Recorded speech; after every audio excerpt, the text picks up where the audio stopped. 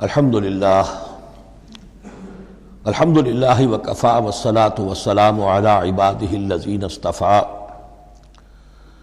خصوصاً علی افضلہم وخاتم النبیین محمد الامین وعلی آلہ وصحبہ اجمعین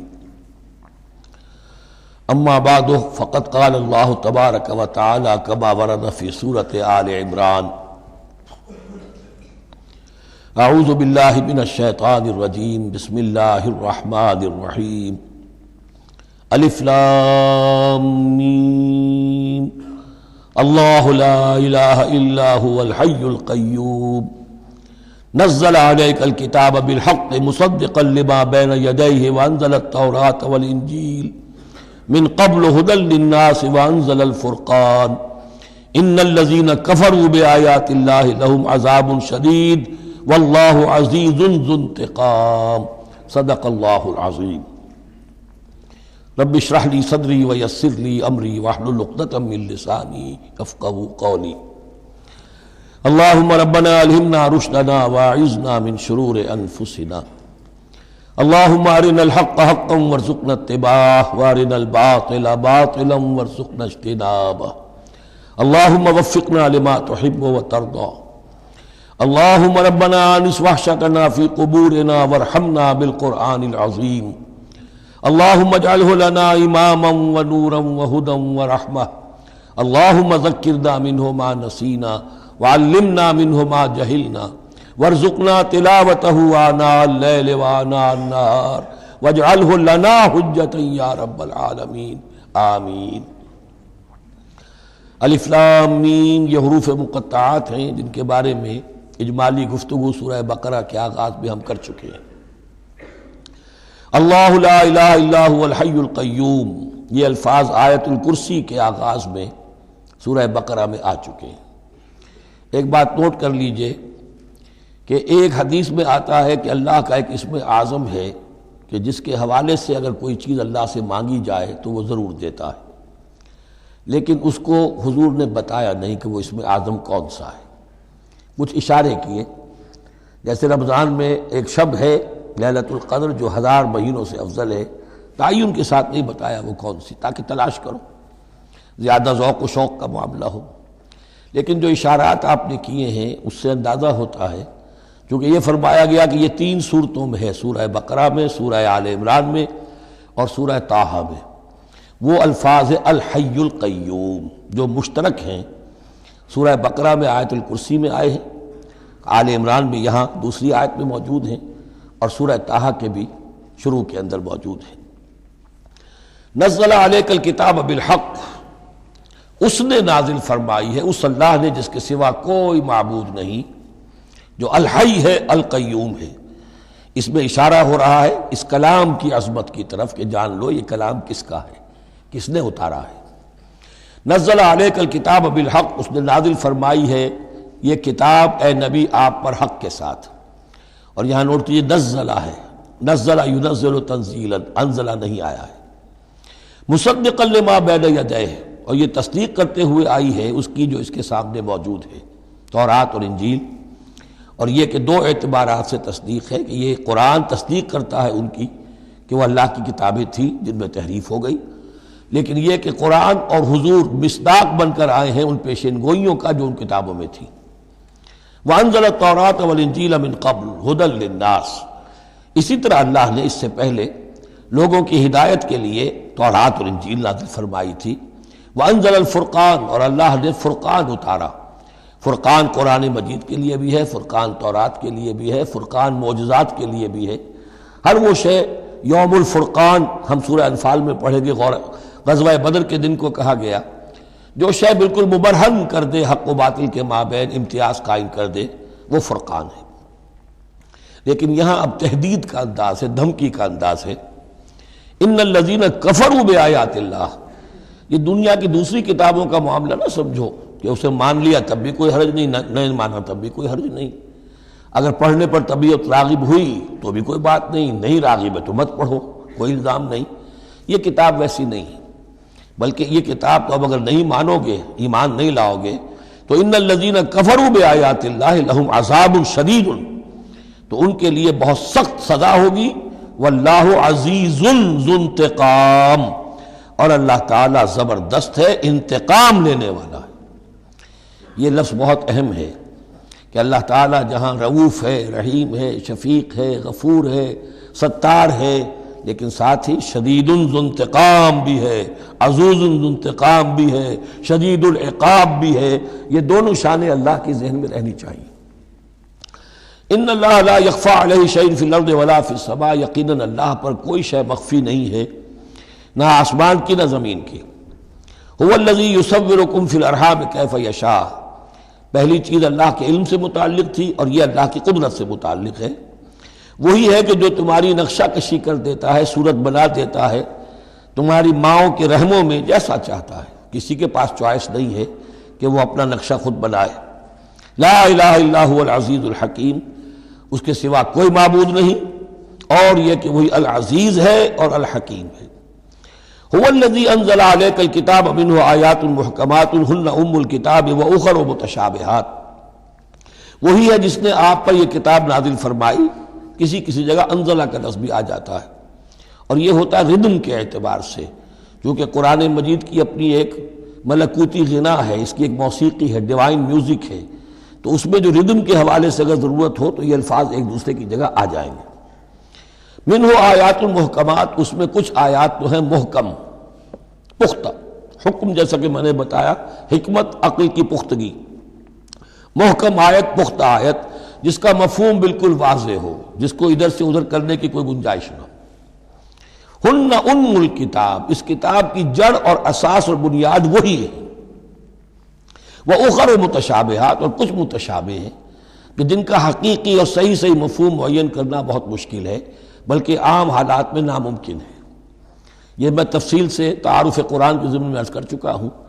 آیات الاحکام جتنی بھی ہیں وہ سب محکم ہیں، یہ کرو یہ نہ کرو، یہ حرام یہ حلال. لیکن یہ کہ جو بھی آیات ہیں کہ جن میں بحث ہے عالم غیب سے، اللہ کی ذات و صفات، کیا تصور کریں؟ اللہ کا ہاتھ، اللہ کا چہرہ، اللہ کی کرسی، اللہ کا عرش، کیا تصور کریں؟ اسی طریقے سے فرشتے، عالم غیب کی شیئیں، عالم برزخ قبر میں کیا ہوتا ہے، اسی طرح عالم آخرہ جنت اور دوزخ کی اصل حقیقتیں ہم نہیں سمجھ سکتے. اس میں ہمارے ذہن کے قریب لا کر کچھ باتیں بتا دی گئی ہیں. ما لا یدرک کلہ لا یترک کلہ، اجمالی تصور قائم ہو جانا چاہیے، اس کے بغیر تو راستہ سیدھا رہے گا نہیں آدمی کا، لیکن ان کی تفاصیل میں نہیں جانا چاہیے. تو دوسرے درجے میں نے آپ کو بتایا تھا کہ کچھ فزیکل فینومینا بھی، یہ بھی ایک وقت تک رہے ہیں آیات متشابہات میں سے، لیکن رفتہ رفتہ جیسے یہ سائنس کا علم بڑھتا چلا جا رہا ہے، ان میں سے بہت سی چیزیں اب محکم ہو کر سامنے آ رہی ہیں. تو یہ گویا کہ شفٹنگ سینڈز کے مانند ہے کہ ان میں سے جو چیزیں، بہت سی چیزیں واضح ہو گئیں جو پہلے واضح نہیں تھیں، لیکن اب بھی بعض چیزیں ہیں، جیسے میں نے عرض کیا 7 آسمان سے کیا مراد ہے کہ جو واضح نہیں ہے ہم پر. لیکن ہمارا یقین ہے کہ انشاءاللہ وہ وقت آئے گا کہ انسان سمجھ لے گا کہ ہاں یہی بات صحیح تھی اور یہی تعبیر صحیح تھی. هو الذی انزل علیک الکتاب منہ آیات محکمات ہن ام الکتاب، یہ بہت اہم ہے. اصل جو ہے جڑ کتاب کی، اس لیے کہ کتاب کے بارے میں عرض کر چکا ہوں کہ وہ ہے مجموعہ احکام. کتاب جیسا کہ ہم نے سورہ بقرہ میں دیکھا، جہاں حکم آیا کتب علیکم کتب علیکم کتب علیکم، تو کتاب کی جڑ اور اساس جو ہے وہ وہی ہے. وَأُخَرُ مُتَشَابِهَاتٌ فَأَمَّا الَّذِينَ فِي قُلُوبِهِمْ زَيْغٌ، تو وہ لوگ جن کے دلوں میں کجی ہوتی ہے. اب وہ یہ ہے کہ وہ کوئی خاص بات نہیں نکالنی ہے تاکہ اپنی ذہانت و فطانت کا جو ہے ڈنکا بجوایا جا سکے، یا کوئی اور فساد پیدا کرنا ہے، کوئی فتنہ پیدا کرنا ہے. ذہن ٹیڑھا ہو چکا ہے، اب اس ٹیڑھے ذہن کے لیے کوئی دلیل چاہیے قرآن سے. اب وہ متشابہات کے چکر میں لگیں گے، ان کے پیچھے پڑیں گے کہ کسی کے مفہوم کو میں اپنے من پسند مفہوم کی طرف موڑ سکوں. فَأَمَّا الَّذِينَ فِي قُلُوبِهِمْ زَيْغٌ فَيَتَّبِعُونَ مَا تَشَابَهَ مِنْهُ، تو وہ لوگ کہ جن کے دلوں میں کجی ہے وہ پیچھے لگتے ہیں ان کے کہ جو متشابہ ہیں ان میں سے.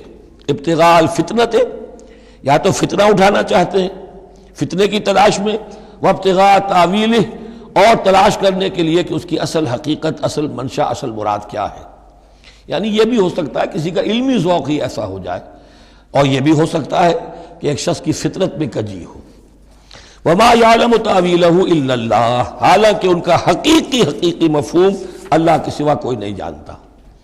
والراسخون فی العلم یقولون، اور جو لوگ علم میں راسخ ہیں، پختہ ہیں، جن کی جڑیں گہری ہو چکی ہیں علم میں، وہ کیا کہتے ہیں؟ یقولون آمنا بہ کل من عند ربنا، ہم ایمان لائے اس کتاب پر، قرآن پر، یہ کل کا کل ہمارے رب کی طرف سے ہے۔ جو بات صاف سمجھ میں آ گئی ہے اس پر عمل کریں گے، جو بات پوری طرح سمجھ میں نہیں آ رہی ہے انتظار کریں گے، لیکن یہ اجمالی یقین رکھیں گے کہ یہ ہے اللہ کی کتاب۔ آمنا بہ کل من عند ربنا وما یذکر الا اولو الالباب، لیکن یہ صحیح روش اور یہ نصیحت نہیں حاصل کر سکتے مگر وہی کہ جو ہوش مند ہے، عقل مند ہے۔ اور سب سے بڑی ہوش مندی یہ ہے کہ انسان اپنی عقل کی لیمیٹیشنز کو جان لے، میری عقل کی حدود کیا ہیں، عقل کہاں تک جا سکتی ہے۔ اگر انسان اپنی عقل کی حدود کو نہیں جانتا تو وہ پھر اولو الالباب میں سے نہیں ہے۔ عقل بڑی شے ہے لیکن یہ کہ اس کی حدود ہیں، ایک حد سے آگے یہ عقل تجاوز نہیں کر سکتی۔ گزر جا عقل سے آگے کہ یہ نور چراغ راہ ہے، منزل نہیں ہے۔ منزل تک پہنچانے والی شے جو ہے وہ عقل نہیں ہے، وہ قلب پہنچائے گا، لیکن یہ کہ بہرحال عقل ایک روشنی دیتی ہے، حقیقت کی طرف اشارے کرتی ہے۔ ربنا لا تزغ قلوبنا بعد اذ ہدیتنا، اور ان کا یہ قول ہوتا ہے اولو الالباب کا، اے رب ہمارے دلوں کو کج نہ ہونے دیجو اس کے بعد کہ تو نے ہمیں ہدایت دے دی ہے۔ وہب لنا من لدنک رحمہ، اور ہمیں تو خاص اپنے خزانہ فضل سے رحمت عطا فرما، انک انت الوہاب، یقیناً تو ہی سب کچھ دینے والا ہے، تیری ہی بارگاہ سے ملے گا۔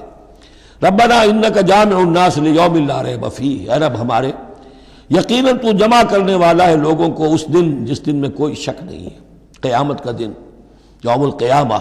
ان اللہ لا یخلف المیعاد، یقیناً اللہ تعالی اس وعدے کے خلاف نہیں کرے گا، اپنے وعدے کی خلاف ورزی نہیں کرتا، لہذا جو اس نے بتایا ہے کہ وہ دن آئے گا وہ آ کر رہے گا۔ ان الذین کفروا لن تغنی عنہم اموالہم ولا اولادہم من اللہ شیئا، اب یہ ذرا تحدی کا انداز ہے، چیلنج کا انداز ہے۔ زمانہ نزول کے اعتبار سے آپ نے نوٹ کر لیا کہ یہ سن 3 میں نازل ہو رہی ہے سورہ مبارکہ غزوہ احد کے بعد، لیکن یہ کہ یہ رکوع جو ہے اس کے بارے میں گمان غالب ہے کہ یہ غزوہ بدر کے بعد نازل ہوئی ہے۔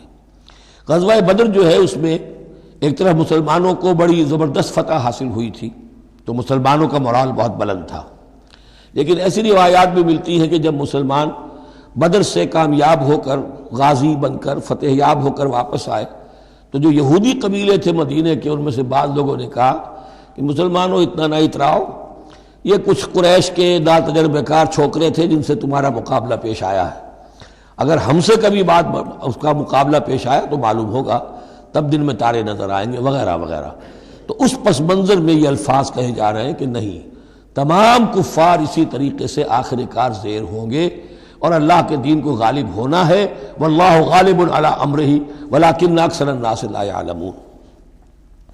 ان الذین کفروا لن تغنی عنہم اموالہم ولا اولادہم من اللہ شیئا، یقیناً جن لوگوں نے کفر کی روش اختیار کی ہرگز نہ بچا سکیں گے انہیں، نہ ان کے مال نہ ان کی اولاد اللہ سے کچھ بھی۔ وَأُولَٰئِكَ هُمْ وَقُودُ النَّارِ، اور وہ تو سب کے سب آگ کا ایندھن بنیں گے۔ کداب آل فرعون، تمہاری تو حیثیت ہی کیا ہے، چپندی کا شوربہ۔ آل فرعون کا معاملہ یاد کرو، ان کے ساتھ کیا ہوا تھا، شہنشاہ اور بڑے لاؤ لشکر والا، وفرعون ذی الاوتاد، کداب آل فرعون والذین من قبلہم، اور اسی پر کیا اس سے پہلے ثمود اور عاد جیسی قومیں زبردست جو ہیں اسی جزیرہ نما عرب میں رہی ہیں، کذبوا بآیاتنا، انہوں نے بھی ہماری آیات کو جھٹلایا تھا، فاخذہم اللہ بذنوبہم، تو اللہ نے پکڑا ان کو ان گناہوں کی پاداش میں، واللہ شدید العقاب، اور اللہ سزا دینے میں بہت سخت ہے۔ قل للذین کفروا، اے نبی کہہ دیجئے ان لوگوں سے جو کفر کی روش اختیار کر رہے ہیں، ستغلبون وتحشرون الی جہنم، تم سب کے سب مغلوب ہو کر رہو گے، دنیا میں مغلوب ہوگے اور پھر جہنم کی طرف گھیر کر لے جائے جاؤ گے، وبئس المہاد، اور وہ بہت برا ٹھکانہ ہے۔ قد کان لکم آیۃ فی الفئتین التقطا، تمہارے لیے ایک نشانی آ چکی ہے ان دو گروہوں میں جو آپس میں جنہوں نے جنگ کی، یعنی بدر کی جنگ ہوئی، اس میں ایک طرف مسلمان تھے ایک طرف مشرکین مکہ تھے، تمہارے لیے نشانی موجود ہے۔ قد کان لکم آیۃ فی فئتین التقطا، فئۃ تقاتل فی سبیل اللہ، اس میں سے ایک جماعت وہ تھی، ایک گروہ وہ تھا جو اللہ کی راہ میں جنگ کر رہا تھا، وَأُخْرَىٰ كَافِرَةٌ، اور دوسرا گروہ جو ہے وہ کافر تھا. یرونہم مثلیہم رأی العین، وہ دیکھ رہے تھے اپنی آنکھوں سے کہ ان سے دگنے ہیں. اب اس کے کئی معنی کیے گئے ہیں. ایک یہ بھی ہے کہ مسلمانوں کو تو کھلا نظر آ رہا تھا کہ ہم سے دگنی فوج ہے، بلکہ 3 گنی تھی. بعض روایات میں ایسا بھی آتا ہے کہ اللہ تعالیٰ نے کفار پہ ایسا رعب طاری کر دیا تھا غزوہ بدر میں کہ انہیں نظر یہ آ رہا تھا کہ مسلمان ہم سے دگنے ہیں. تو ایسا ہو جاتا ہے، انسان کی سماعت اور بصارت پر ایسا اثر ہو جائے. تو اللہ تعالیٰ نے یہ کیا، وہ بھی بعض روایات ہیں. واللہ یؤید بنصرہ من یشاء، اور اللہ تائید فرماتا ہے اپنی نصرت سے جس کی چاہتا ہے. ان فی ذلک لعبرۃ، اس میں یقیناً ایک عبرت ہے، سبق آموزی ہے. لأولی الابصار، لیکن یہ عبرت اور سبق آموزی صرف ان کے لیے ہوتی ہے کہ جو آنکھیں رکھتے ہوں، جن کے اندر جو ہے دیکھنے کی صلاحیت موجود ہو. اب یہ آج بڑی اہم آ رہی ہے فطرت انسانی کے اعتبار سے. ظاہر بات ہے کہ چونکہ یہاں خاص طور پر میں نے عرض کیا تھا کہ یہود کی طرف ایک جو ہے وہ ایک روح سخن موجود ہے اہل کتاب کی طرف، اور اس واقعے کے اندر تو خاص طور پر جن لوگوں کے اندر کہ یہ دنیا کی محبت زیادہ شدید ہوتی ہے، تو اس کا ایک اثر بتا رہے ہیں کہ یہ واقعتاً اللہ نے فطرت انسانی میں رکھی ہے. اس لیے کہ یہ دنیا جو ہے اسے اللہ نے چلانا ہے، اس کی رونقیں رکھنی ہے جب تک اس کی مرضی ہے، قیامت تک تو اسے آباد رکھنا ہے. اولاد پیدا ہوگی تو دنیا قائم رہے گی، نسل چلے گی. مرد اور عورت کی ایک دوسرے کے ساتھ کشش ہوگی تو اولاد پیدا ہوگی. اور یہ تمام چیزیں جو ہیں، دولت کی کوئی طلب ہوگی تو آدمی محنت کرے گا، مشقت کرے گا، کمائے گا.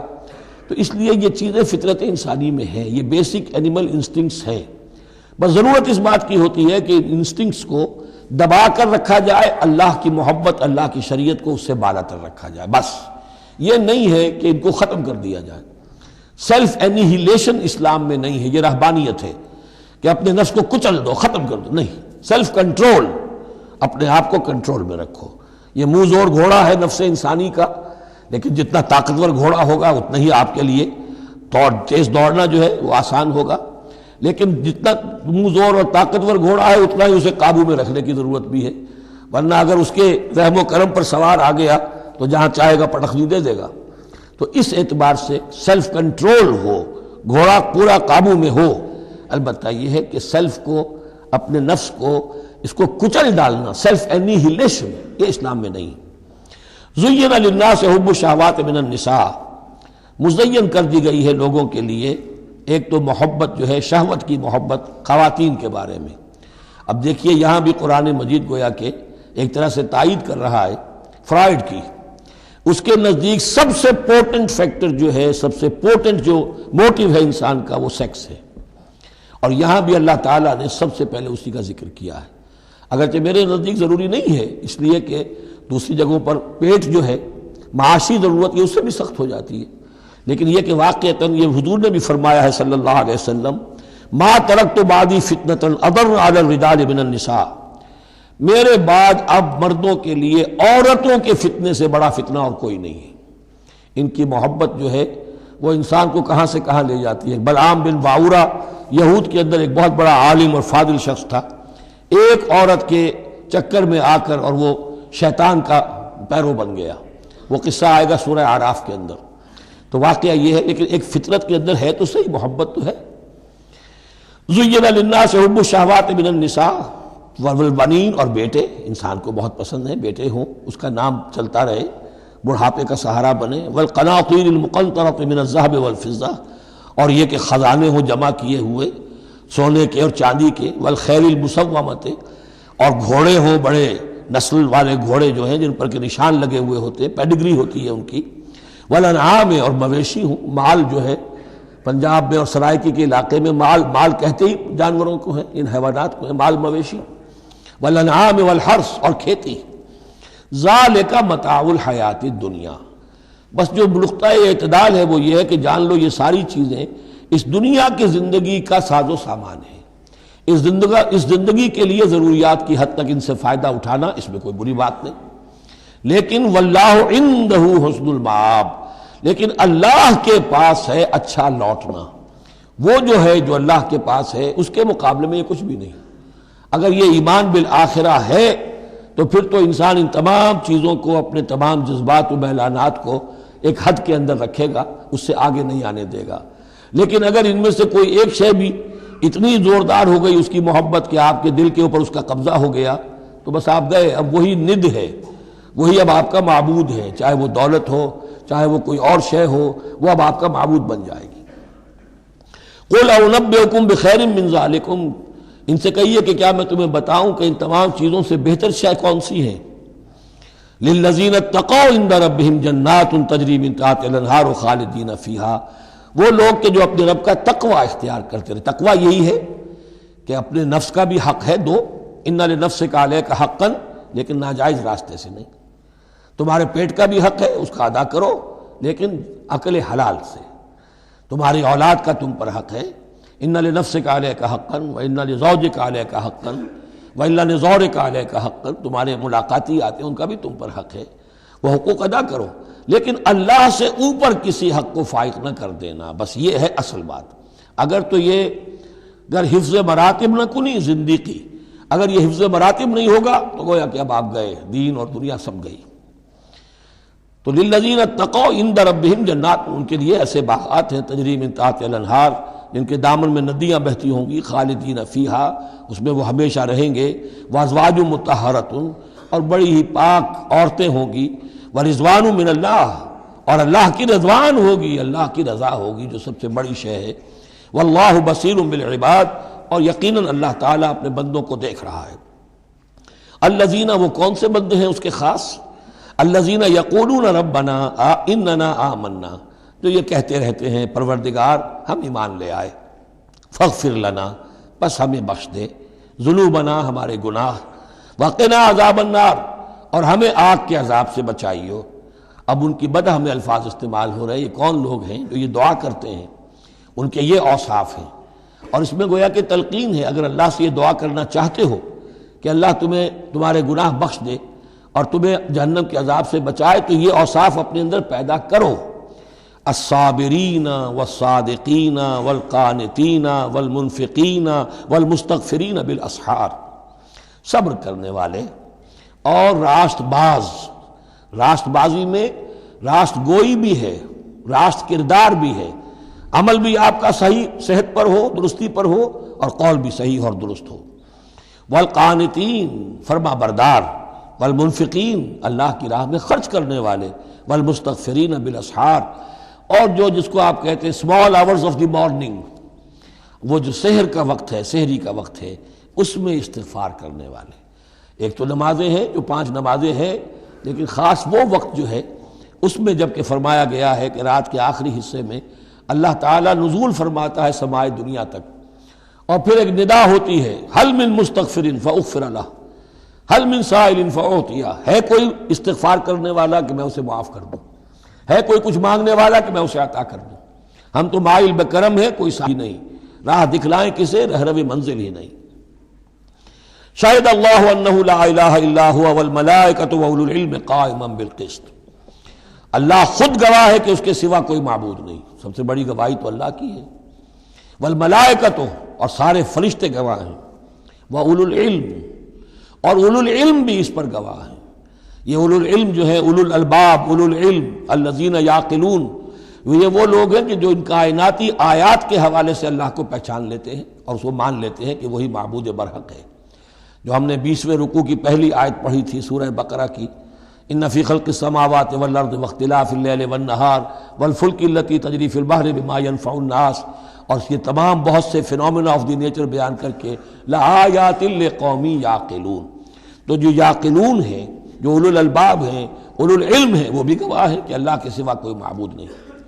لیکن یہاں جو اہم ترین لفظ ہے وہ اب آ رہے ہیں، قائما بالقسط، وہ قسط اور عدل کا قائم کرنے والا ہے۔ وہ جو میں نے کل عرض کیا تھا کہ ہم بھی سمجھتے ہیں کہ اللہ عدل قائم کرتا ہے اور عدل کرے گا، البتہ یہ کہ اہل سنت کے نزدیک یہ کہنا جو ہے سوء ادب ہے کہ اللہ پر عدل کرنا واجب ہے، اللہ پر کسی شے کا وجوب نہیں، لیکن اللہ کو عدل پسند ہے، اللہ کو واللہ یحب المقسطین، اللہ خود بھی عدل فرمائے گا۔ لا الہ الا هو العزیز الحکیم، اس کے سوا کوئی معبود نہیں ہے، وہ زبردست ہے، کمال حکمت والا۔ ان الدین عند اللہ الاسلام، دین تو اللہ کے نزدیک پسندیدہ اور اللہ تعالیٰ کے ہاں منظور شدہ دین ایک ہی ہے، وہ الاسلام ہے۔ یہ صورت اس اعتبار سے، اور یہ بھی سورہ بقرہ اور سورہ آل عمران کے حوالے سے آپ سمجھ لیجئے،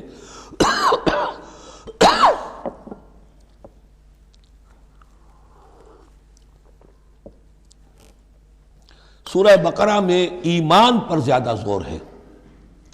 آمن الرسول بما انزل الیہ من ربہ، ایمانیات، شروع میں بھی ایمانیات، درمیان میں آیا بر میں ایمانیات۔ اس سورہ مبارکہ میں اسلام پر زیادہ زور ہے۔ اب ان دونوں میں بھی ایک نسبت ہے خاص، جس کو بے تفصیل میں جانے کا موقع نہیں ہے۔ ان الدین عند اللہ الاسلام، آگے چل کر آیت آئے گی وَمَن يَبْتَغِ غَيْرَ الْإِسْلَامِ دِينًا فَلَن يُقْبَلَ مِنْهُ، اگر کوئی شخص اسلام کے سوا کسی دین کو قبول کرے گا وہ اس کی جانب اللہ کے ہاں منظور نہیں ہوگا۔ وَمَا اخْتَلَفَ الَّذِينَ أُوتُوا الْكِتَابَ إِلَّا مِن بَعْدِ مَا جَاءَهُمُ الْعِلْمُ بَغْيًا بَيْنَهُمْ، یہ اسلام ہمیشہ سے چلا آ رہا ہے، حضرت آدم سے اسلام چلا آ رہا ہے۔ یہ وہی آیات جو تھی آیت الاختلاف، اس کا گویا کہ خلاصہ آ گیا۔ اور جن لوگوں نے اختلاف کیا ہے، یہ پگڈنڈیاں نکالی ہیں، غلط راستوں پر مڑ گئے ہیں، تو یہ اس کے بعد کہ ان کے پاس علم آ چکا تھا، اور اصل سبب بغیم بینہم، ضدم ضدہ، دی ارج ٹو ڈومینیٹ۔ ومن یکفر بآیات اللہ، اور جو کوئی اللہ کی آیات کا انکار کرتا ہے، فإن اللہ سریع الحساب، تو اللہ تعالیٰ کو حساب لیتے دیر نہیں لگے گی، وہ بڑی تیزی کے ساتھ حساب لے لے گا۔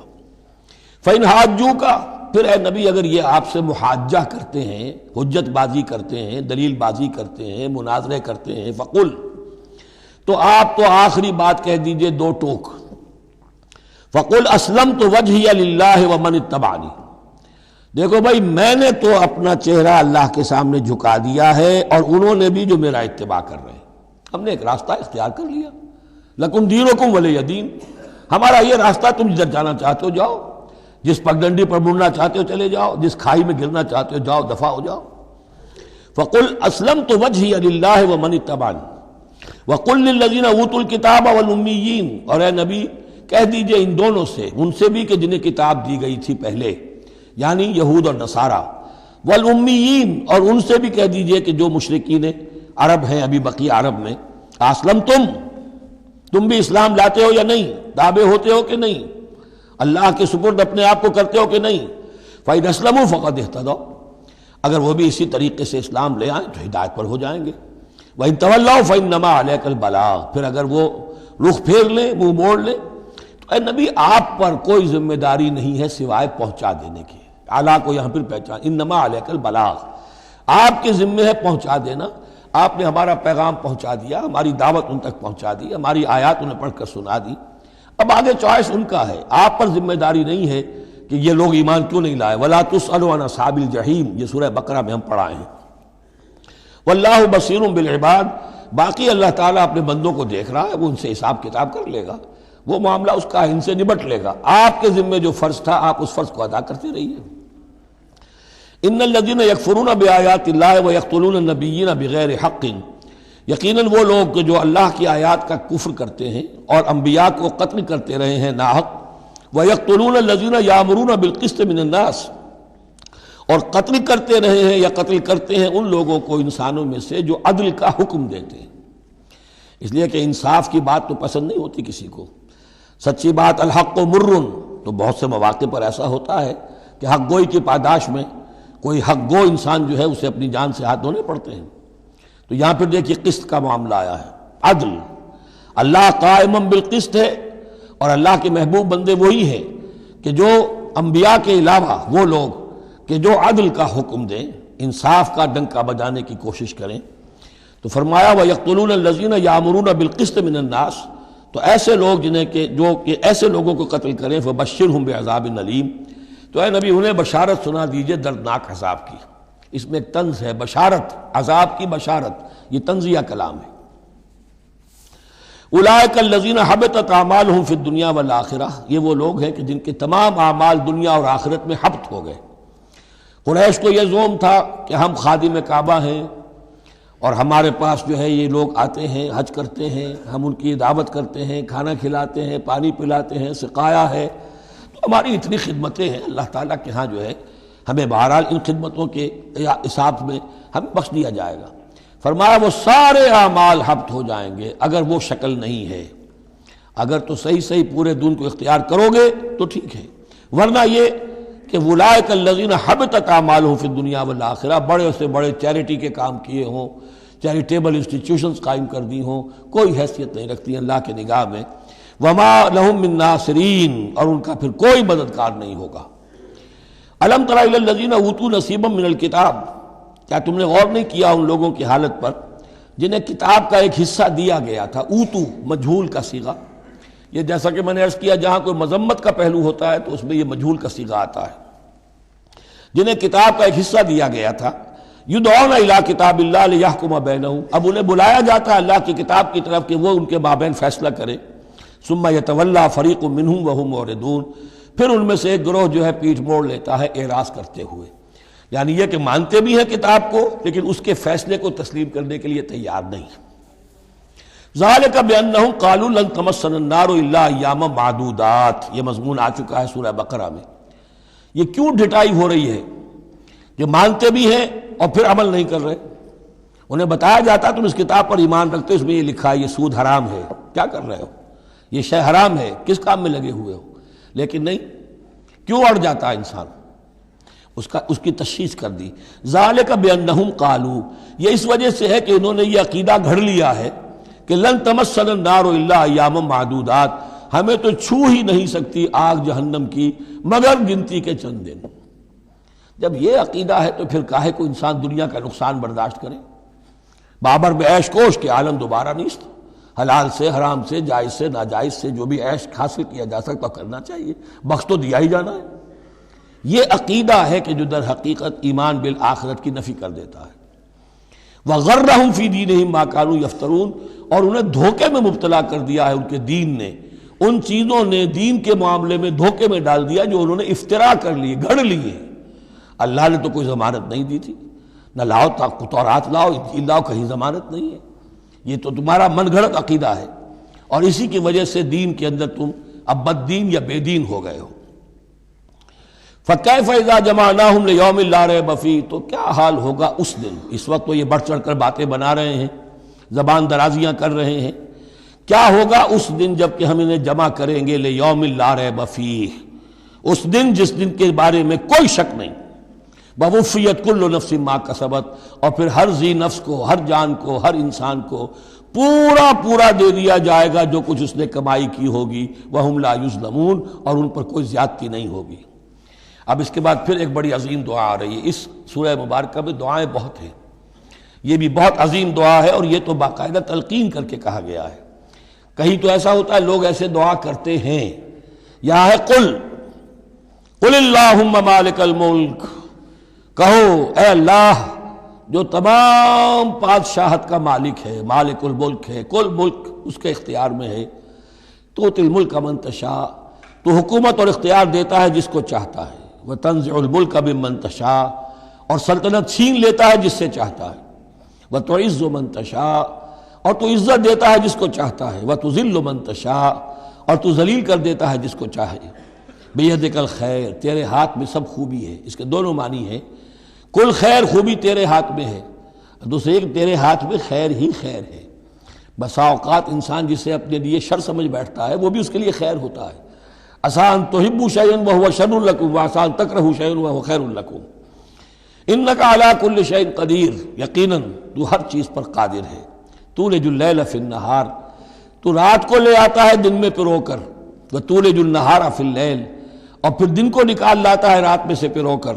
وتخرج الحی من المیت، اور تو نکالتا ہے زندہ کو مردہ سے. وتخرج المیت من الحی، اور تو نکالتا ہے مردہ کو زندہ سے.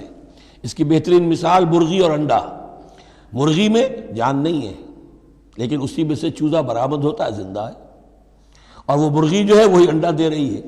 تو گویا کہ اللہ تعالیٰ کے ہاں وہ چیز چل رہی ہے. تخرج الحی من المیت وتخرج المیت من الحی وترزق من تشاء بغیر حساب، اور تو دیتا ہے جس کو چاہتا ہے بے حد و حساب. لا يتخذ المؤمنون الکافرین اولیاء من دون المؤمنین، اہل ایمان نہ بنائیں اپنے دوست کافروں کو. اولیاء ایسا دوست جو قلبی دوست ہو، جو رازدار بھی ہو جاتے ہیں، پشت پناہ بھی ایک دوسرے کے سمجھے جاتے ہیں. یہ تعلق کفار کے ساتھ اختیار کرنے کی اجازت نہیں ہے۔ ایک اچھا رویہ ہو، ظاہری مدارات ہوں، آپ ان سے اچھے کلچرڈ طریقے پر بات کریں، تہذیب کے ساتھ، یہ اور بات ہے، لیکن دلی محبت، قلبی رشتہ، جذباتی تعلق، ان کی ایک ایسے باہمی مدد کا ایک رشتہ قائم کر لینا، پشت پناہ ہونے کا رشتہ بنا لینا، اس کی اجازت نہیں ہے۔ لا يتخذ المؤمنون الکافرین اولیاء من دون المؤمنین، اہل ایمان کو چھوڑ کر ان کے ساتھ یہ رشتہ قائم کرنا اللہ کو پسند نہیں۔ ومن يفعل ذلك فليس من اللہ فی شیء، اور جو کوئی بھی یہ حرکت کرے گا پھر اس کا اللہ کے ہاں کوئی مقام نہیں ہوگا، کوئی رشتہ اللہ کا پھر اس کے ساتھ نہیں رہے گا۔ اللہ کے دشمنوں کے ساتھ تمہاری دوستی ہے تو ظاہر بات ہے کہ پھر اللہ کے ساتھ تمہارا کوئی تعلق نہیں رہا۔ الا ان تتقوا منہم تقا، سوائے یہ کہ تم ان سے بچاؤ کرنا چاہو، بچاؤ کے لیے۔ بعض اوقات ایسے حالات ہوتے ہیں کہ کھلے مقابلے کا بھی موقع نہیں ہے، تو آپ طرح دے رہے ہیں، آپ وقت جو ہے یو آر بائنگ ٹائم، تو اس میں کوئی ظاہری خاطر مدارات کا مسئلہ بھی ہو جائے تو کوئی حرج نہیں ہے، لیکن یہ کہ مستقل واقعی قلبی محبت قائم کر لینا یہ جائز نہیں ہے۔ ویسے یہ کہ اسی پھر آیت کے اسی الفاظ کو ہمارے ہاں اہل تشیع نے تقیہ کی جڑ بنا دیا ہے، لیکن انہوں نے اسے پہنچا دیا اس حد تک کہ جھوٹ بھی بولو، اپنے عقائد بھی چھپا لو، اور اس کے لیے دلیل یہاں سے لاتے ہیں۔ لیکن یہ بالکل ایک دوسری شکل ہے کہ یہ صرف ایک ظاہری مدارات کی حد تک، ایک حد تک، یہ نہیں کہ آپ جھوٹ بولنے پر آ جائیں اور آپ ایک چیز کو چھپانے پر آ جائیں، بس یہ ہے کہ آپ اس وقت تک، جیسے ہم پڑھ چکے ہیں سورہ بقرہ میں، کہ اگرچہ یہ یہودی جو ہیں ان کے دلوں کے اندر آگ بھری ہوئی ہے تمہارے خلاف، لیکن یہ فصفحوا فاعفوا واصفحوا، ابھی ذرا درگزر کرتے رہو، ابھی فوری طور پر ان کے ساتھ جو ہے معاملہ کوئی مقابلے وغیرہ کا شروع کرنا مناسب نہیں۔ اس حد تک مسئلہ بینی تو صحیح ہے، لیکن یہ نہیں کہ جھوٹ بولا جائے معاذ اللہ۔ وَيُحَذِّرُكُمُ اللَّهُ نَفْسَهُ، اور اس میں بھی اب اور نرمی کر دی، اللہ تمہیں ڈراتا ہے اپنے آپ سے، اللہ سے ڈرو، یعنی کسی اور سے ڈر کر خواہ صرف خاطر مدارات کر لینا بھی صحیح نہیں ہے، لیکن یہ کہ بہرحال ضرورت ہے، کسی وقت مصلحت ہے تو کرو، لیکن یہ کہ اصل تمہارے دل میں خوف اللہ کا رہنا چاہیے۔ وَإِلَى اللَّهِ الْمَصِيرُ، اور اللہ ہی کی طرف تمہیں لوٹ جانا ہے۔ قُلْ إِن تُخْفُوا مَا فِي صُدُورِكُمْ وَتُبْدُوهُ يَعْلَمُهُ اللَّهُ، یہ پھر وہی آیت آ گئی ہے جو سورہ بقرہ کے آخر میں آئی تھی، لِلَّهِ مَا فِي السَّمَاوَاتِ وَمَا فِي الْأَرْضِ وَإِن تُبْدُوا مَا فِي أَنفُسِكُمْ أَوْ تُخْفُوهُ يُحَاسِبْكُم بِهِ اللَّهُ، یہاں فرمایا قُلْ إِن تُخْفُوا مَا فِي صُدُورِكُمْ، کہہ دیجئے کہ اگر تم چھپاؤ جو کچھ کہ تمہارے سینوں میں ہے، أَوْ تُبْدُوهُ، یا تم اسے ظاہر کر دو، يَعْلَمُهُ اللَّهُ، اللہ تعالیٰ اس کو جانتا ہے۔ تمہارے ظاہر کرنے چھپانے سے اللہ سے کوئی تعلق نہیں ہے، ایک دوسرے سے چھپا سکتے ہو، ظاہر کر سکتے ہو، اللہ سے نہیں۔ وَيَعْلَمُ مَا فِي السَّمَاوَاتِ وَمَا فِي الْأَرْضِ، اور وہ جانتا ہے جو کچھ کے آسمانوں میں اور زمین میں ہے۔ وَاللَّهُ عَلَىٰ كُلِّ شَيْءٍ قَدِيرٌ، اور اللہ تعالیٰ ہر چیز پر قادر ہے۔ يَوْمَ تَجِدُ كُلُّ نَفْسٍ مَا عَمِلَتْ مِنْ خَيْرٍ مُحْضَرًا، اس دن کا تصور کرو جس دن ہر جان، ہر نفس موجود پائے گا، حاضر کیا ہوا پائے گا ہر وہ عمل جو اس نے کیا ہوگا۔ فَمَن يَعْمَلْ مِثْقَالَ ذَرَّةٍ خَيْرًا يَرَهُ وَمَن يَعْمَلْ مِثْقَالَ ذَرَّةٍ شَرًّا يَرَهُ يَوْمَ تَجِدُ كُلُّ نَفْسٍ مَا عَمِلَتْ مِنْ خَيْرٍ مُحْضَرًا وَمَا عَمِلَتْ مِنْ سُوءٍ، جو نیکی کی ہوگی اسے بھی موجود پائے گا، اور جو بدی کمائی ہوگی وہ بھی موجود پائے گا۔ تود لو ان بینہا و بینہ امدا بعیدا، اور ہر جان یہ چاہے گی، ہر انسان یہ چاہے گا کہ کاش میرے اور میرے اعمال نامے کے درمیان بڑا فاصلہ آ جائے، میں اسے دیکھوں بھی نہ، میری نگاہ بھی اس پر نہ پڑے۔ وَيُحَذِّرُكُمُ اللَّهُ نَفْسَهُ، اور اللہ ڈرا رہا ہے تمہیں اپنے آپ سے، یعنی تقویٰ رکھنا ہے تو اس کا کرو، ڈرنا ہے تو اس سے ڈرو، خوف کھانا ہے تو اس سے کھاؤ۔ وَاللَّهُ رَءُوفٌ بِالْعِبَادِ، اور اللہ تعالیٰ اپنے بندوں کے حق میں بہت شفیق ہے، یعنی یہ وارننگز تو اسی لیے دے رہا ہے کہ تمہاری عاقبت برباد نہ ہو، بار بار سمجھا رہا ہے۔ قُلْ إِن كُنتُمْ تُحِبُّونَ اللَّهَ، یہ آیت بہت معروف بھی ہے، مسلمانوں کو پسند بھی ہے۔ ہمارے ہاں جو وعظ ہوتے ہیں، تقاریر ہوتی ہیں، تو اس کے اندر بہت کثرت سے کوٹ ہوتی ہے، قُلْ إِن كُنتُمْ تُحِبُّونَ اللَّهَ فَاتَّبِعُونِي يُحْبِبْكُمُ اللَّهُ، اے نبی کہہ دیجئے کہ اگر تم لوگ چاہتے ہو کہ اللہ سے محبت کرو، اگر تم اللہ سے محبت کرتے ہو، فَاتَّبِعُونِي، تو میری پیروی کرو، میرا اتباع کرو۔ یحببکم اللہ، اللہ تم سے محبت کرے گا۔ وَيَغْفِرْ لَكُمْ ذُنُوبَكُمْ، اور تمہارے گناہ بخش دے گا، وَاللَّهُ غَفُورٌ رَحِيمٌ، اور اللہ غفور الرحیم ہے۔ قُلْ اطیعوا اللہ والرسول، کہہ دیجئے اطاعت کرو اللہ کی اور اس کے رسول کی، فَإِن تَوَلَّوْا فَإِنَّ اللَّهَ لَا يُحِبُّ الْكَافِرِينَ، اور اگر وہ پیٹھ موڑ لیں تو اللہ کو ایسے کافر پسند نہیں ہے۔ یہ دو آیتیں اس اعتبار سے بڑی اہم ہیں کہ اس میں رسول کے لیے دو الفاظ آئے ہیں، اطاعت اور اتباع۔ اطاعت اگر نہیں ہے تو کفر ہو گیا۔ اطاعت تو لازم ہے، لیکن اطاعت کس چیز میں ہوتی ہے؟ جو حکم دیا ہے یہ کرو، آپ کو کرنا ہے۔ اتباع اس سے اوپر کی شے ہے، انسان خود تلاش کرے حضور کیا کرتے تھے، اور چاہے آپ نے نہیں فرمایا کہ یہ کرو لیکن آپ ان کی پیروی کر رہے ہیں، یہ گویا کہ دائرہ وسیع ہو گیا۔ جس سے محبت ہوتی ہے اس کا انسان جو ہے اس کی ہر طرح سے اس کے ساتھ ایک مناسبت پیدا کرنا چاہتا ہے، کیسا لباس اس کا ہے ویسا ہی لباس اپنا بنائے، کیا چیزیں اس کو پسند ہیں کھانے میں وہی چیزیں خود بھی کھائے اور پسند کرے۔ تو یہ چیزیں جس کا حکم نہیں ہے، جیسے کہ ایک صحابی کا واقعہ آتا ہے کہ وہ ایک مرتبہ آئے اور انہوں نے اس وقت یہ دیکھا، ایک ہی مرتبہ آئے ہوں گے کہیں باہر سے بدو صحابی، کہ حضور کے کرتے کے بٹن لگے ہوئے نہیں تھے۔ انہوں نے ساری عمر پھر اپنے کرتے کے بٹن نہیں لگائے، حضور نے حکم تو نہیں دیا تھا، دیکھا یہ کہ محمد اس شان میں تھے اس وقت، تو پھر اس کے بعد اسی کو لازم کر لیا۔ اس اتباع میں یہ بات بھی آ جائے گی کہ اگرچہ دین کے کچھ تقاضے ایسے ہیں کہ جس درجے میں محمد الرسول اللہ صلی اللہ علیہ وسلم نے ان کو پورا کیا، اس درجے میں پورا کرنا کسی انسان کے بس میں نہیں ہے، پھر بھی اس کی کوشش کرتے رہنا یہ اتباع کا تقاضا ہے۔ مثلا حضور نے کوئی مکان نہیں بنایا، حضور نے کوئی جائیداد نہیں بنائی، حضور نے جیسے ہی وحی کا آغاز ہوا کوئی دنیاوی کام نہیں کیا، کوئی تجارت نہیں کی، ایک ایک لمحہ اپنی توانائی کی ایک ایک رمق وہ لگا دی کس کام کے لیے؟ اللہ کے دین کی دعوت اور اللہ کے دین کی اقامت، اس کو قائم کرنے کے لیے۔ اب سب کے لیے تو اس مقام تک تو پہنچنا مشکل ہے، لیکن یہ کہ آئیڈیل یہ رہے، اسی کی طرف انسان چلنے کی کوشش کرتا رہے، میکسیمم جتنا بھی اپنا وقت فارغ کرے، اپنے وسائل فارغ کرے اور لگائے اس کام کے اندر، تو اتباع کا جو ہے کم سے کم تقاضا اس وقت پورا ہوگا۔ ہاں جو حکم دے دیا گیا یہ حلال ہے، یہ حرام ہے، یہ فرض ہے، یہ واجب ہے، اس کا تو اگر معاملہ اس کی پیروی نہیں ہو رہی تو پھر تو وہ کفر ہے۔ لیکن اتباع اگر آپ کر رہے ہیں تو اتباع جو ہے وہ پھر اللہ کا محبوب بن جانا ہے۔ اگر تم اللہ سے محبت کرتے ہو تو میرا اتباع کرو، میری پیروی کرو، دیکھو میں کیا کر رہا ہوں، میرے کیا شب و روز ہے، کن کاموں میں میری توانائیاں لگ رہی ہیں، کیا دلچسپیاں ہیں میری دنیا کے اندر، ان چیزوں کے اندر تم میری پیروی کرو۔ فاتبعونی یحببکم اللہ، تم اللہ کے محب نہیں محبوب بن جاؤ گے۔ واللہ غفور الرحیم، اور اللہ غفور الرحیم ہے۔ باقی دوسرا درجہ جو نچلا ہے، قل اطیعوا اللہ والرسول، اطاعت تو اللہ اور اس کے رسول کی کرنی ہی کرنی ہے۔ فإن تولوا، اور اگر اس اطاعت سے بھی موڑے، فإن اللہ لا يحب الکافرین، تو اللہ کو ایسے کافر تو پسند نہیں ہے، کیونکہ پھر اطاعت رسول کا انکار تو کفر ہو گیا۔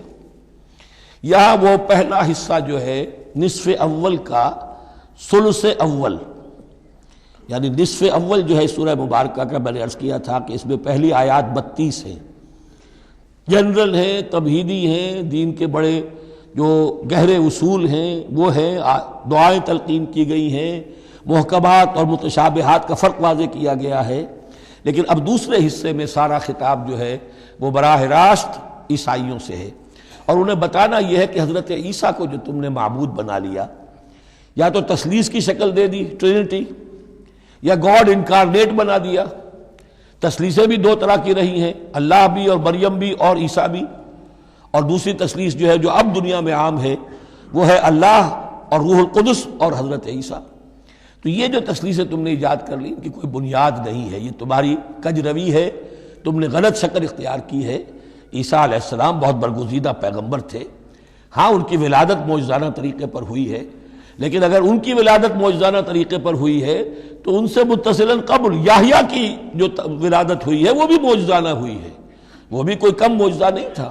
تو معجزے، اور پھر آدم کی جو ولادت ہوئی ہے، آدم کو جو پیدا کیا اللہ نے، تو ظاہر بات ہے کہ وہ اپنی جگہ پر جہاں سے نسل انسانی کا آغاز ہوا، تو یہی بات اگر دلیل ہو جائے الوہیت کی تو یہ تو پھر آدم کو بھی الہ مانو اور یحییٰ کو بھی الہ مانو، تو ساری بحث اس پر ہو رہی ہے۔ ان اللہ اصطفى آدم ونوحا وآل ابراہیم وآل عمران علی العالمین، یقیناً اللہ نے چن لیا آدم کو اور نوح کو اور آل ابراہیم کو اور آل عمران کو تمام جہان والوں پر، تمام جہانوں پر نہیں، تمام جہان والوں پر۔ حضرت آدم علیہ السلام کا بھی استفاء ہوا ہے۔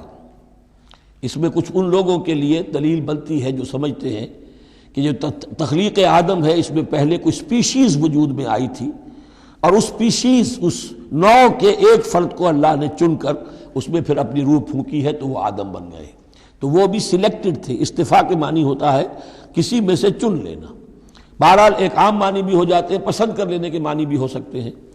ان اللہ اصطفى آدم ونوحا، اور پھر نوح کو پسند کیا، آل ابراہیم، ابراہیم کے گھر کو، ان کے خاندان کو، وآل عمران، عمران جو ہے بنی اسرائیل کی تاریخ میں دو عظیم شخصیتوں کے نام ہیں، ایک تو حضرت موسیٰ کے والد کا نام بھی عمران تھا، اور ایک حضرت مریم کے والد کا نام بھی عمران تھا۔ حضرت عیسیٰ کے نانا عمران ہوئے اور حضرت موسیٰ کے والد عمران تھے۔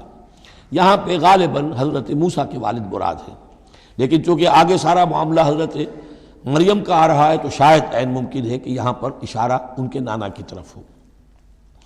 ذریۃ بعضھا من بعض، اور یہ سب جو ہے ایک دوسرے کی نسل سے ہیں، ایک دوسرے کی اولاد سے ہیں۔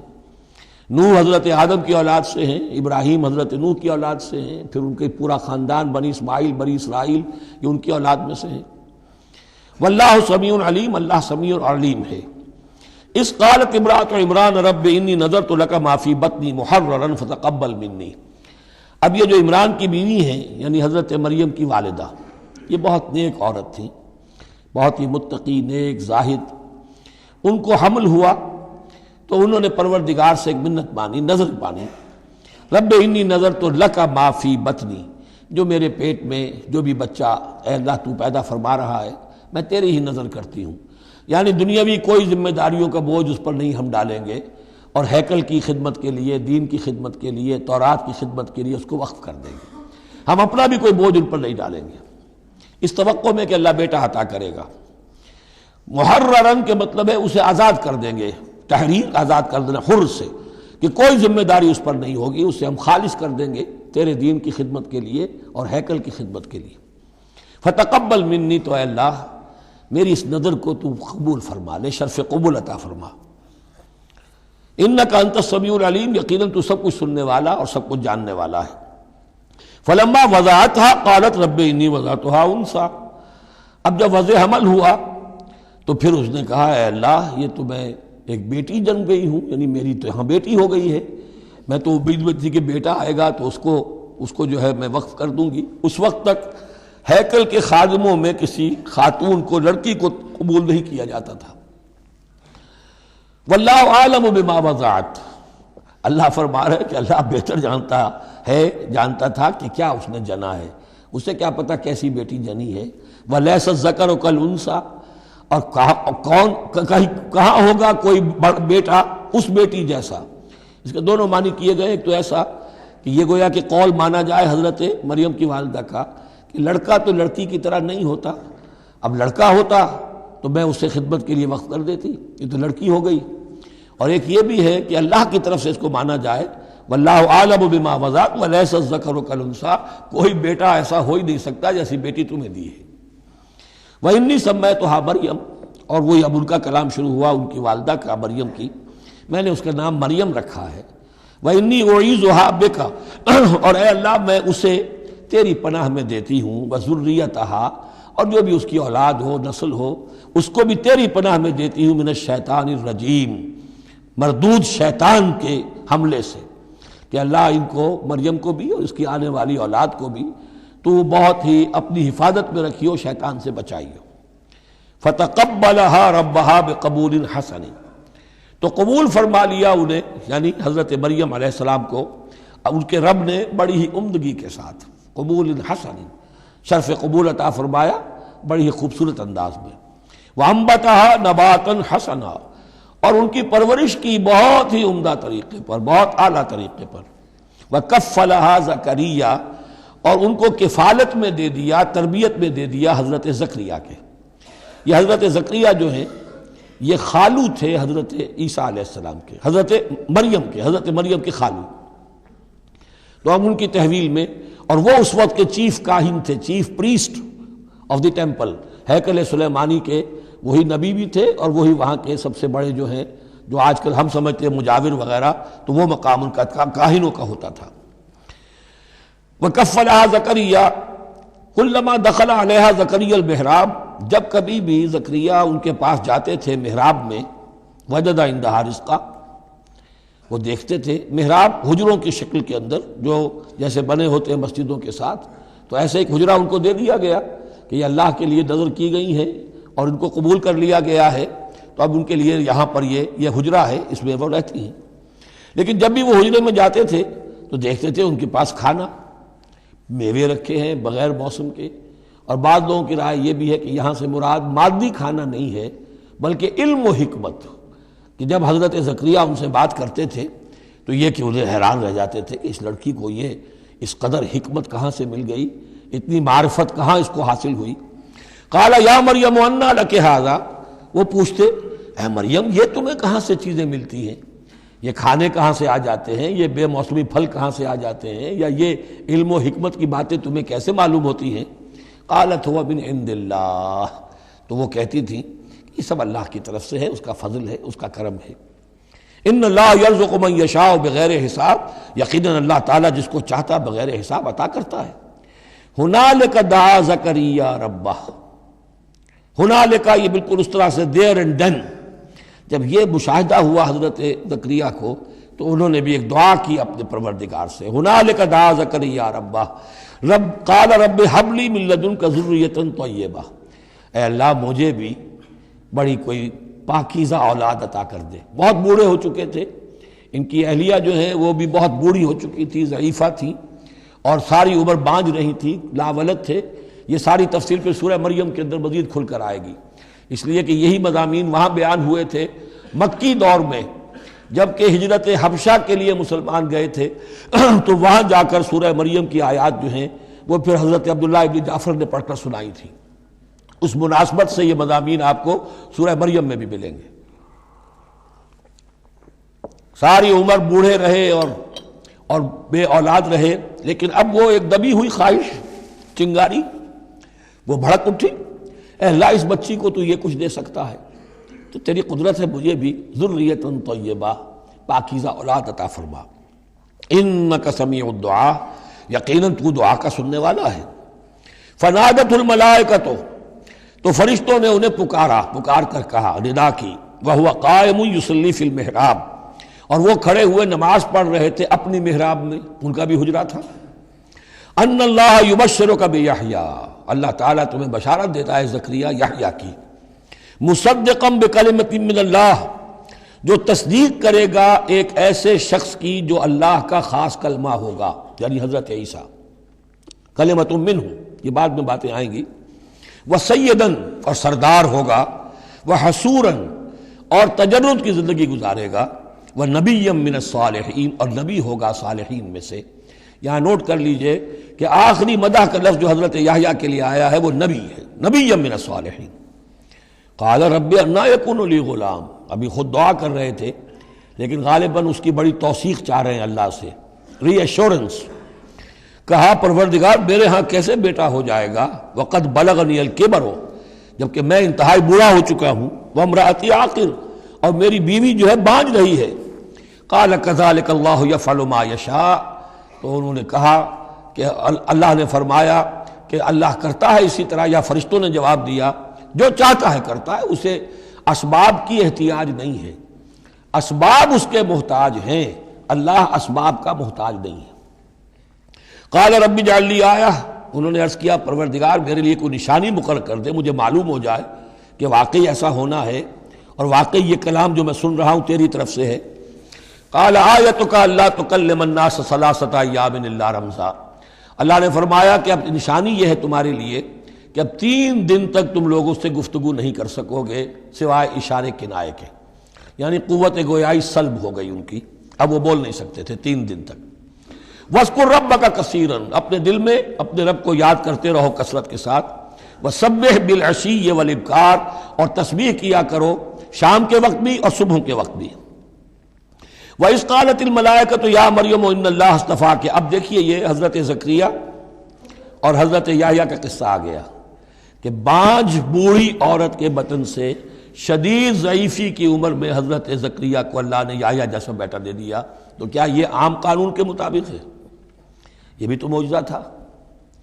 اسی طریقے سے اس سے ذرا بڑھ کر ایک معجزہ ہے کہ جو حضرت مسیح کا ہے کہ وہاں باپ کا معاملہ نہیں ہے۔ فرمایا وَإِذْ قَالَتِ الْمَلَائِكَةُ يَا مَرْيَمُ، اور یاد کرو جب کہ کہا فرشتوں نے اے مریم، إِنَّ اللَّهَ اصْطَفَاكِ وَطَهَّرَكِ وَاصْطَفَاكِ عَلَى نِسَاءِ الْعَالَمِينَ، یقیناً اللہ نے تمہیں چن لیا ہے اور تمہیں خوب پاک کر دیا ہے اور تمہیں چن لیا ہے تمام جہان کی خواتین پر۔ یا مریم اقنتی لربک، اے مریم اب اپنے رب کی فرما برداری کرتی رہو، واسجدی اور سجدہ کیا کرو، ورکعی مع الراکعین اور جھکنے والوں کے ساتھ جھکتی رہا کرو، نماز باجماعت کے اندر شریک ہو جایا کرو۔ ذالک من انباء الغیب نوحی الیک، اور یہ غیب کی خبروں میں سے ہے جو اے محمد ہم آپ کو وحی کر رہے ہیں۔ وما کنت لدیہم، آپ تو ان کے پاس موجود نہیں تھے، اذ یلقون اقلامہم ایہم یکفل مریم، جبکہ وہ اپنے قلم پھینک رہے تھے یہ طے کرنے کے لیے کہ ان میں سے کون ہوگا کہ جو مریم کا کفیل ہوگا، کس کی تربیت میں زیر نگرانی، یعنی اور بھی وہاں پریسٹ تھے، کاہن اور بھی تھے، ان سب میں سے ہر ایک چاہتا تھا کہ یہ بچی جو ہے میری تحویل میں ہو، میں تربیت کروں، جسے اللہ کے نام پر جو ہے اس طرح وقف کر دیا گیا ہے۔ لیکن یہ کہ جب وہ اس طریقے سے اپنے قلم پھینک کر کچھ جیسے ہوتا ہے کوئی ذائچہ نکالنا یا کسی طرح کا معاملہ تو طے کر رہے تھے، اس میں اللہ نے حضرت زکریا کا نام نکال دیا تھا۔ تو اے نبی اس وقت تو آپ تو وہاں نہیں تھے، وما کنت لدیہم یختصمون، اور نہ آپ اس وقت تھے جبکہ وہ آپس میں جھگڑ رہے تھے۔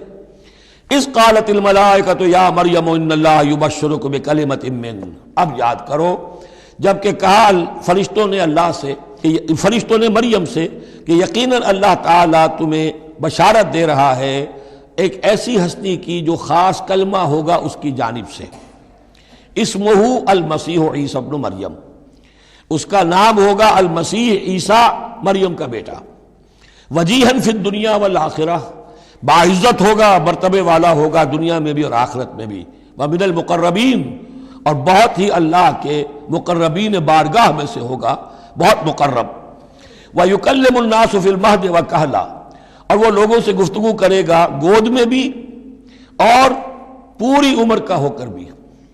کہولت 40 برس کے بعد آتی ہے اور حضرت مسیح اٹھا لیے گئے، رفع سماوی ہوا 33 برس کی عمر میں، گویا کہ اس آیت کا تقاضا ابھی پورا نہیں ہوا ہے، اور اس سے اندازہ کر لیجئے اس کے کہنے کی ضرورت کیا تھی، پوری عمر کو پہنچ کر تو سبھی بولتے ہیں، اس کا اشارہ کیوں کیا گیا یہاں؟ اس لیے کہ ہمیں معلوم ہو جائے کہ حضرت مسیح پر ابھی موت واقع نہیں ہوئی ہے، بلکہ وہ واپس آئیں گے دنیا میں، دوبارہ اتریں گے، پھر ان کی وہ عمر بھی ہوگی، پھر وہ شادی بھی کریں گے، ان کی اولاد بھی ہوگی، اور ان کے ذریعے سے اللہ تعالیٰ یہ نظام خلافت علی منہاج النبوت کو پوری دنیا میں قائم کرے گا۔ وَيُكَلِّمُ النَّاسَ فِي الْمَهْدِ وَكَهْلًا، اور وہ گفتگو کرے گا لوگوں سے اپنے گود میں بھی، تمہاری گود میں بھی، پگھوڑے میں بھی، اور بڑی پوری عمر کا ہو کر بھی، وَمِنَ الصَّالِحِينَ، اور یقیناً وہ بھی بہت ہی ہمارے نیکوکار بندوں میں سے ہوگا۔ قالت رب انا یکون لی ولد، حضرت مریم سلام علیہا نے بھی وہی جو ہے بات واضح کی، اے اللہ میرے اولاد کیسے ہو جائے گی، ولم یمسسنی بشر، مجھے تو کسی مرد نے ہاتھ تک نہیں لگایا۔ قال کذالک اللہ یخلق ما یشاء، فرمایا اسی طرح اللہ تعالیٰ آتا جو چاہتا ہے، اس کو ضرورت نہیں ہے، ٹھیک ہے عام ولادت انسانوں کی اسی طرح ہوتی ہے، باپ کا بھی حصہ ہے، ماں کا بھی حصہ ہے، لیکن یہ کہ اللہ تعالیٰ کے لیے کسی بھی شے کی ضرورت نہیں ہے، وہ محتاج نہیں ہے ان اسباب اور وسائل و ذرائع کا، اور جو چاہے کرتا ہے۔ قال کذالک اللہ یخلق ما یشاء اذا قضى امرا فانما یقول له کن فیکون، وہ تو جب کسی شے کا فیصلہ کر لیتا ہے تو بس وہ کہتا ہے ہو جا اور وہ ہو جاتی ہے۔ وَيُعَلِّمُهُ الْكِتَابَ وَالْحِكْمَةَ، اور وہ اللہ تعالیٰ اسے سکھائے گا کتاب بھی اور حکمت بھی، وَالتَّوْرَاةَ وَالْإِنْجِيلَ، اور تورات بھی اور انجیل بھی، وَرَسُولًا إِلَىٰ بَنِي إِسْرَائِيل، اور وہ رسول بن کر آئیں گے اسرائیل کی طرف۔ اب یہ جو دو کنٹمپریریز ہیں ان کو نوٹ کر لیجئے کہ حضرت یحییٰ کے بارے میں نبیم من الصالحین پر آ کر بات ختم ہو گئی، اور حضرت عیسیٰ کے بارے میں رسولاً الی بنی اسرائیل، بنی اسرائیل کی طرف رسول ہو کر آئیں گے۔ حضرت یحییٰ صرف نبی تھے، اسی لیے وہ قتل بھی کر دیے گئے۔ حضرت عیسیٰ رسول تھے، رسول قتل نہیں ہو سکتے، اسی لیے ان کو زندہ آسمان پر اٹھا لیا گیا۔ یہ بہت اہم مضمون ہے کہ جو یہاں بھی آپ کو سمجھ لینا چاہیے۔ اس کے بعد ان کے بعد معجزات کا تذکرہ ہے، وہ انشاءاللہ اب اگلی نشست میں پڑھیں گے۔ بارک اللہ لی و لکم فی القرآن العظیم و نفعنی و ایاکم بالآیات والذکر الحکیم۔